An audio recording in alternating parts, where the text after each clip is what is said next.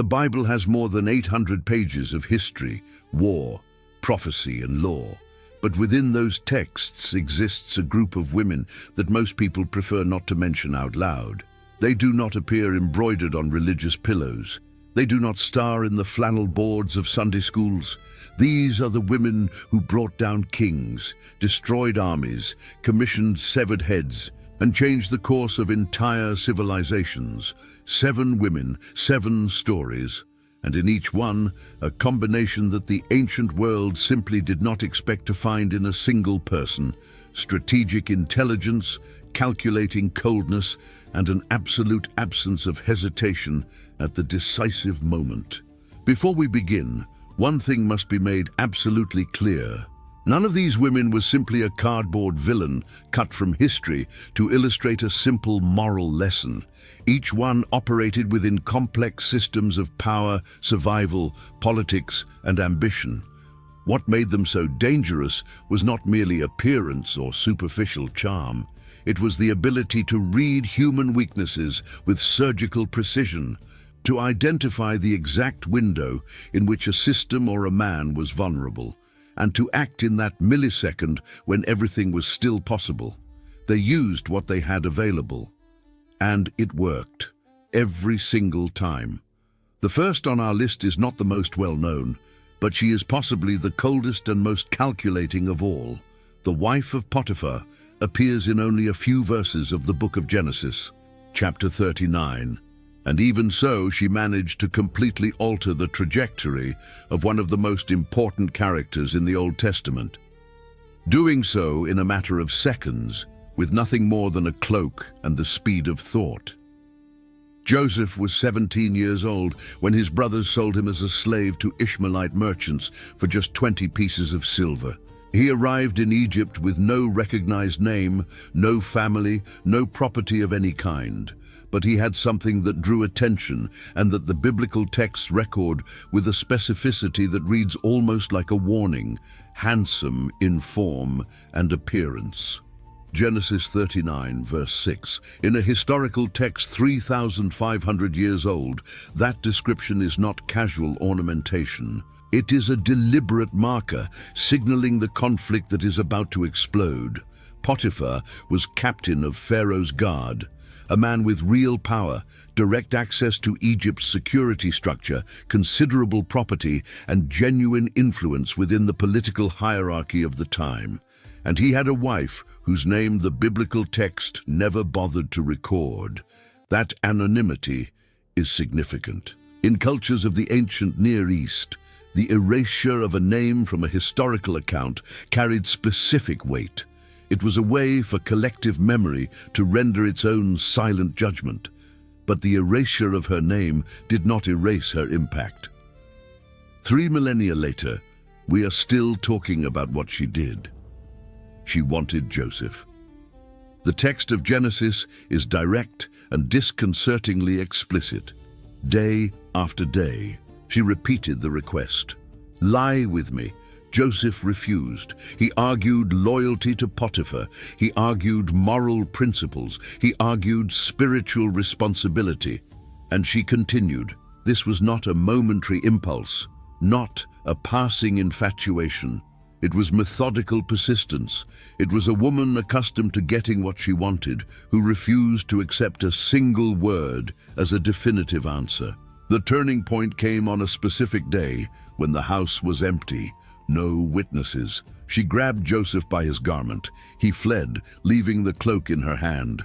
And there, in that exact second of decision, she did something that demonstrates a strategic coldness that still impresses today. She did not hesitate. She screamed immediately. She called the servants of the house. She reversed the narrative with the speed of someone who had mentally rehearsed this move in advance. Joseph had tried to assault her. The proof, the cloak she was holding. Joseph had no way to defend himself, without witnesses, without a recognized voice as a slave within the Egyptian legal system, without any instrument of refutation available. He was thrown into prison. But here is the detail that readers tend to pass over quickly. Potiphar did not kill Joseph. For a captain of the guard, executing a slave accused of attempted violation against the master's wife was not only justified by the conventions of the time, it was expected. The fact that the punishment was imprisonment rather than death raises a question that scholars have debated for centuries. Did Potiphar completely believe the story? Or was there a silent doubt he was never able to express? What is indisputable is the result. This woman used a physical object as fabricated evidence, manipulated the domestic system and the legal system simultaneously, and redirected the trajectory of an innocent man in less than 2 minutes. She had no recorded name, no visible allies. Only the cloak and enough clarity to transform it into a weapon at the moment when everything was at stake. If the wife of Potiphar is the coldest, Delilah is probably the most famous, and also the most misunderstood. Because most people know the abbreviated version: beautiful woman cuts strong man's hair, strength vanishes, the end. What the texts of Judges chapter 16 reveal is considerably more complex and, from a certain perspective, even more disturbing than the popular version. Samson was a judge of Israel. The biblical text records that he killed 1,000 men with the jawbone of a donkey, that he opened the gates of a city using only his bare hands, that he carried the gates of Gaza with their iron fittings and both posts included for miles. He was, within the biblical narrative, a physical anomaly without comparison, a man whose strength came not from training or conventional muscular constitution, but from a Nazirite vow that connected that untouched hair to something that completely transcended human biology. And he fell in love with Delilah. The chiefs of the Philistines went to her with a proposal that the text records with precision. Each of them offered 1,100 pieces of silver for her to discover the secret of Samson's strength and deliver him. There were 5 chiefs, 5,500 pieces of silver in total. To put this in perspective, 20 pieces of silver had been enough to buy Joseph as a slave decades earlier. 5,500 pieces represented a fortune sufficient to purchase freedom, land, influence, and social position permanently and generationally. Delilah accepted.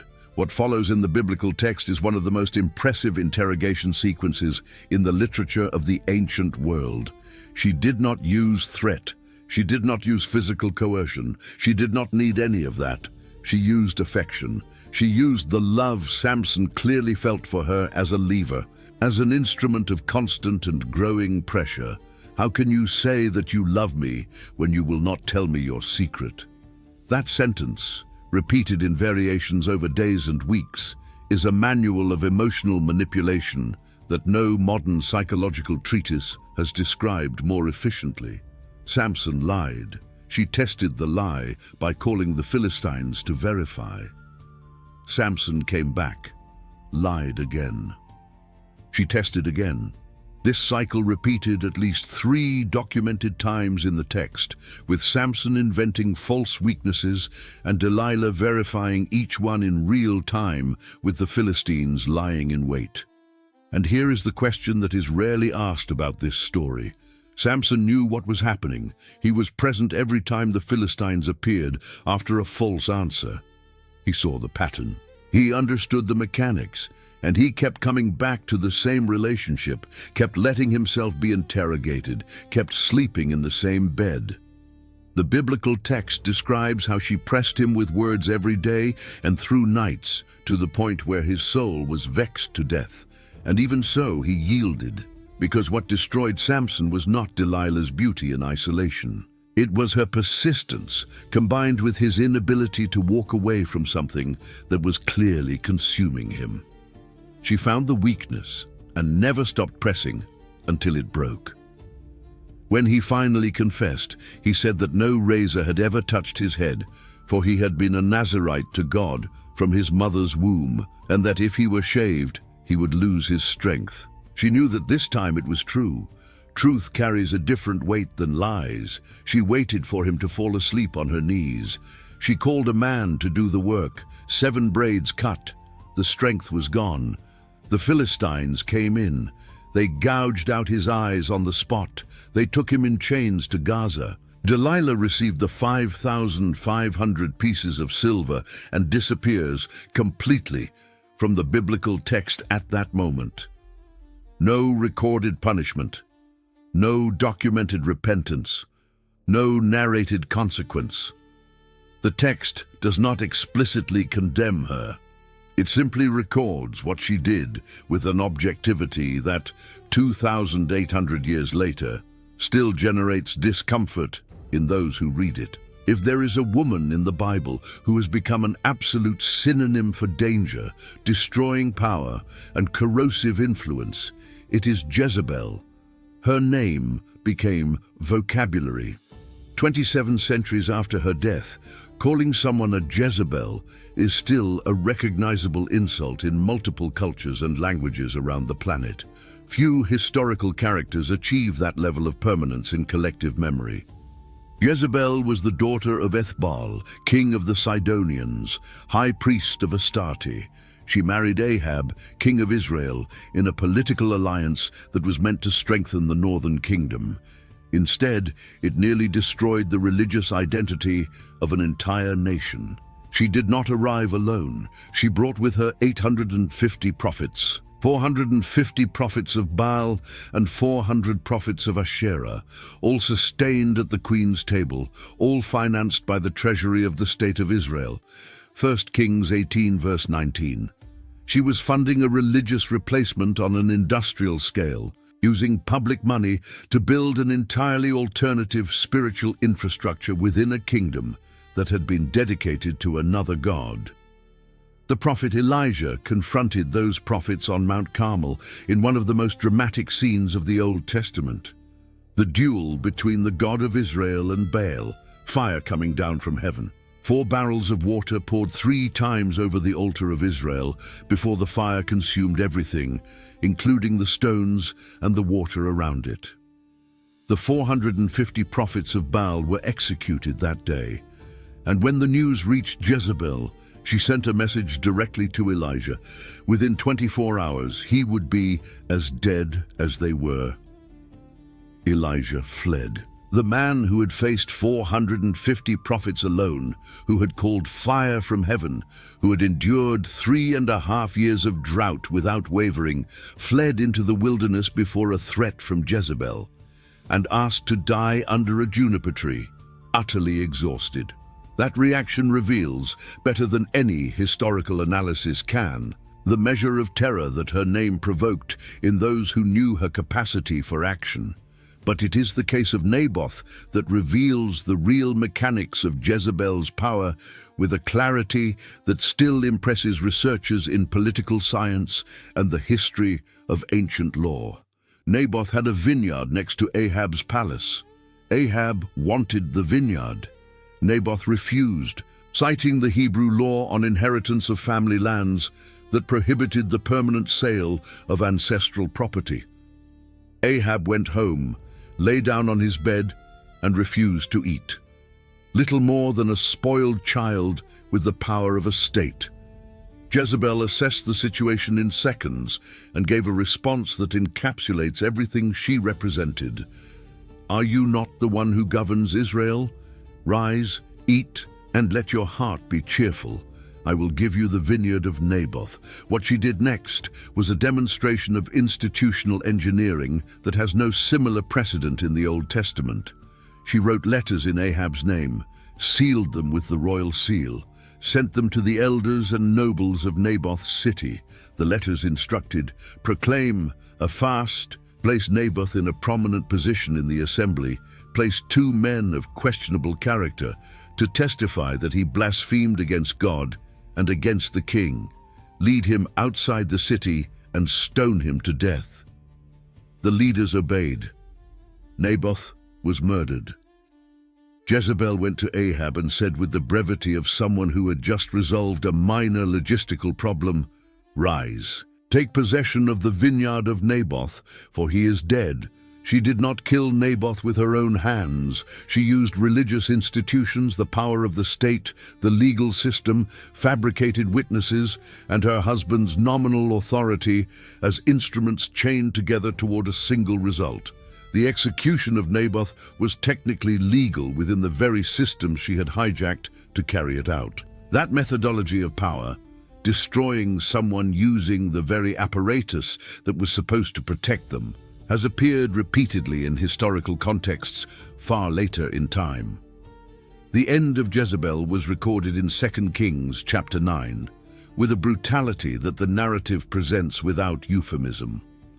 The general Jehu, anointed to destroy the house of Ahab, arrived at the palace of Jezreel.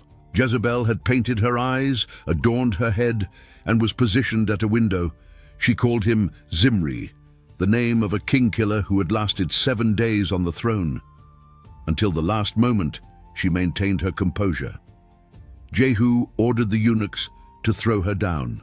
They threw her down. Her blood splattered on the wall and on the horses. Jehu went in to eat and drink. When he sent to bury her as she was a king's daughter, the dogs had already eaten most of her. Only the skull, the feet, and the palms of the hands remained, exactly as Elijah had prophesied years before. In the plot of ground at Jezreel, the dogs shall eat the flesh of Jezebel. If Jezebel is the foreign queen who contaminated Israel, Athaliah is something even more disturbing. She was Jezebel's daughter who contaminated Judah, and she did not merely influence a kingdom. She attempted to erase an entire lineage all at once with a decision of such coldness that it has no recorded precedent in the entire narrative of the kings of Israel and Judah. Athaliah was the daughter of Ahab and Jezebel. She married Jehoram, king of Judah. When her son Ahaziah died, instead of ensuring the succession of a grandson to the throne, she made a decision that still surprises historians by its scale. She ordered the execution of all the sons of the royal house. All of them, the entire lineage. Her own possibilities of grandchildren and family continuity, the heirs to the Davidic throne who represented within Jewish theology the continuation of God's promise to David. She eliminated all of that in order to seize power directly. For 6 years, she reigned over Judah as sovereign. 6 years. She was the only woman to have effectively governed as queen, not as consort, not as temporary regent awaiting a male heir, over either of the 2 kingdoms recorded in the biblical narrative. And she used those 6 years to establish the cult of Baal in Jerusalem, desecrating the temple, redistributing sacred resources to the alternative cult, replicating exactly what her mother had done in the northern kingdom. What Athaliah did not know was that one child had survived. Joash, son of Ahaziah, had been hidden by his aunt Jehosheba in the very temple of God during those 6 years, hidden in the very place that Athaliah was simultaneously desecrating. When the priest Jehoiada orchestrated the coup and placed the 7-year-old Joash on the throne, Athaliah heard the noise, entered the temple, saw the crowned child, and cried treason. She was dragged out of the sacred precinct and executed. What makes Athaliah fascinating to historians is the scale of the dissociation she had to demonstrate in order to carry out the initial decision. Killing the heirs to the throne after a coup was not uncommon in the ancient Near East.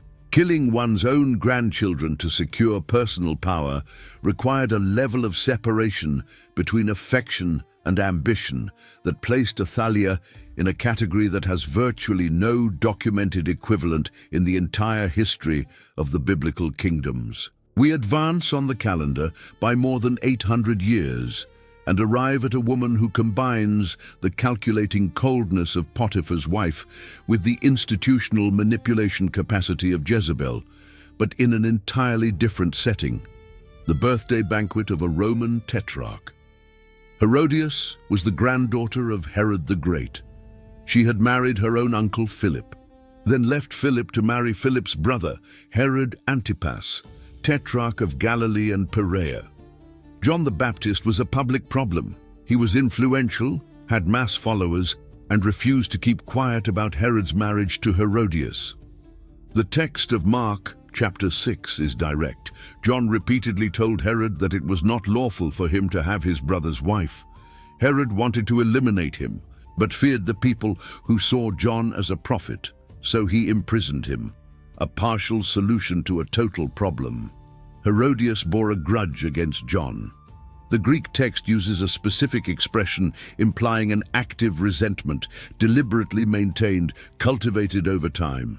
It was not simple irritation at public criticism. It was an open account she intended to settle at the right moment, one she kept alive as she waited for that moment to arrive.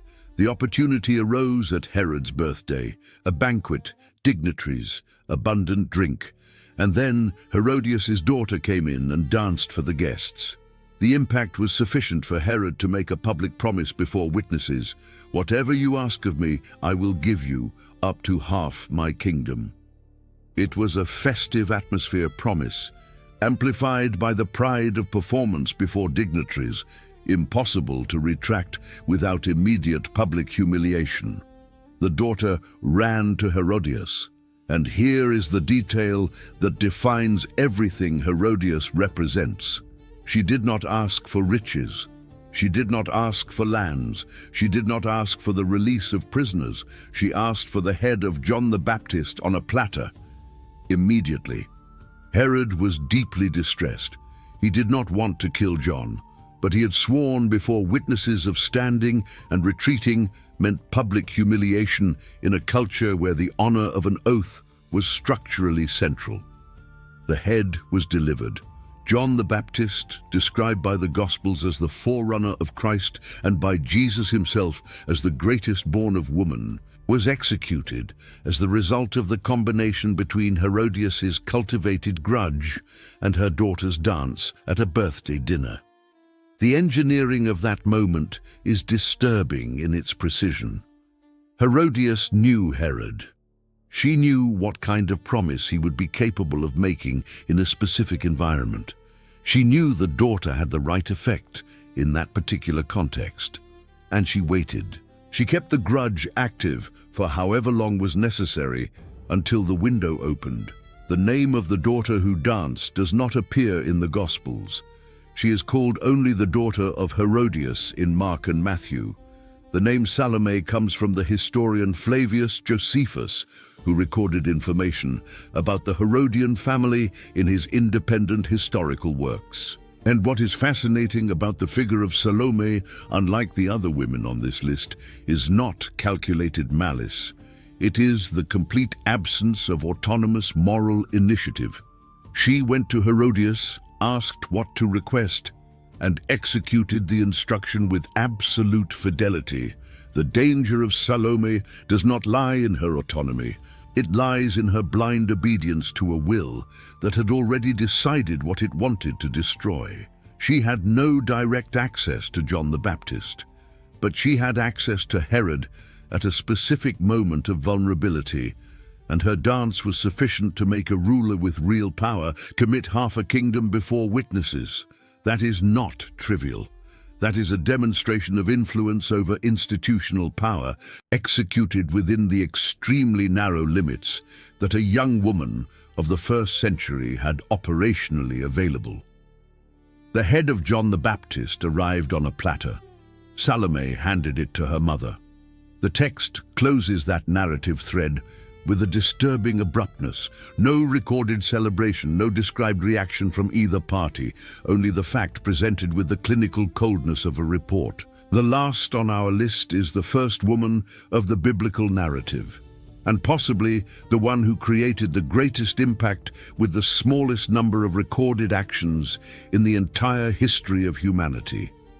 Eve appears in Genesis chapters 2 and 3, created from Adam's rib, placed in a garden of unparalleled abundance with a single operational restriction. Do not eat from the fruit of the tree of the knowledge of good and evil. One rule, just one, in an entire garden of possibilities. The serpent arrived with a question. Is it true that God said you may not eat from every tree of the garden? The text does not describe the serpent as physically imposing. No threat is recorded, no coercion.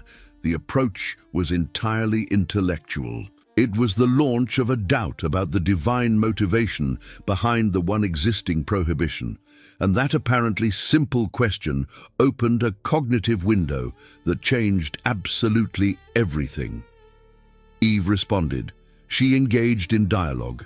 She considered, and the text records 3 layers of evaluation that preceded the decision. She saw that the tree was good for food, that it was pleasant to the eyes, and that it was desirable to make one wise.